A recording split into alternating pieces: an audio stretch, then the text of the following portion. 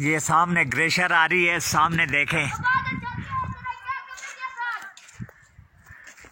ये ग्लेशियर देखें, ये तूफान है और सामने आपको नज़र आ रहा होगा ये ग्लेशियर आ रही है। ये अल्लाह, सुभान अल्लाह, सुभान अल्लाह, सुभान अल्लाह, सुभान अल्लाह। ये तूफान है जो तूफान आता है 93 में भी आया था और 23 आदमी इसमें जाँ बाहक हो गए थे। मेरा नाम ज़रीन गुजर है और ये सहरा इलाका, ये ग्लेशियर में आपको दिखा रहा हूँ। ये ताज़ा आई 14/12 सन 2020 में ये ग्लेशियर आ रही है।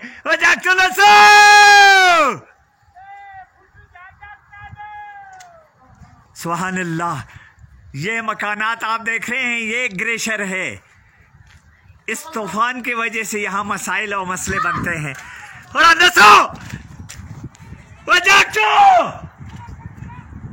सुभान अल्लाह, सुभान अल्लाह।